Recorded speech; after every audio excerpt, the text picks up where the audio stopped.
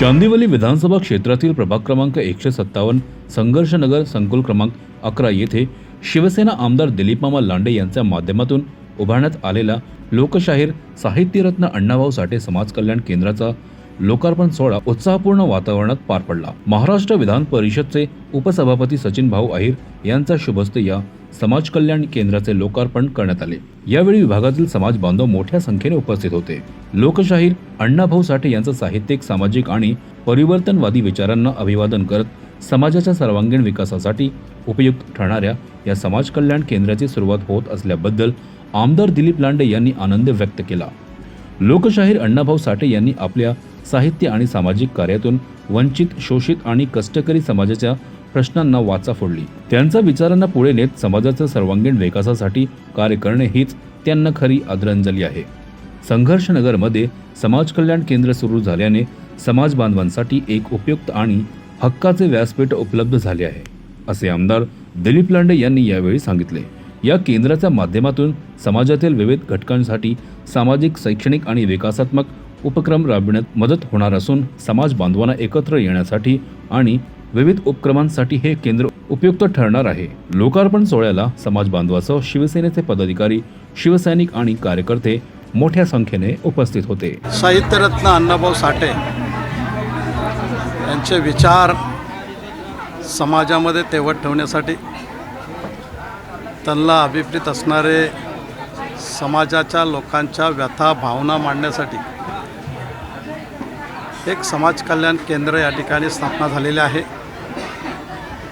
आणि लोकांच्या अपेक्षेप्रमाणे, लोकांच्या भावनेप्रमाणे, लोकांच्या श्रद्धेप्रमाणे त्यांना अपेक्षित असणारं हे समाज कल्याण मंदिर पूर्ण करून आज महाराष्ट्रात विधान परिषदेचे उपसभापती सन्माननीय सचिन भाऊ अहिर यांच्या शुभ हस्ते हा लोकार्पण सोहळा अर्पण करण्यात आलेला आहे आणि समाजाचे सर्व समाज बांधवांना एकत्र घेऊन या ठिकाणी हा लोकार्पण सोहळा झालेला आहे। एक चांगली सेवा करायची संधी समाजातील लोकांच्या विश्वासाने, सहकार्याने, आदरणीय एकनाथ शिंदे साहेबांच्या आशीर्वादाने अण्णाभाऊ साठेंचे विचार तेवत ठेवण्यासाठी, भावी पिढीसमोर ठेवण्यासाठी एक समाज कल्याण मंदिर या ठिकाणी पूर्ण झालेलं आहे, याचा मला अभिमान वाटतो। आनंदाची गोष्ट आहे की मातंग समाजाच्या विकासासाठी आणि विशेषतः सातत्याने पुढाकार घेणारे दिलीपमामा लांडेजींनी आज लोकशाहीर अण्णाभाऊ साठे यांच्या प्रेरणेतून या समाज मंदिरचा भव्य उद्घाटन माझ्या हस्ते केलेलं आहे। हीच सामाजिक बांधिलकी आहे की ज्यावेळी अण्णाभाऊ साठेंचा विचार आणि आचार जर आपल्याला मनामध्ये आणायचा असेल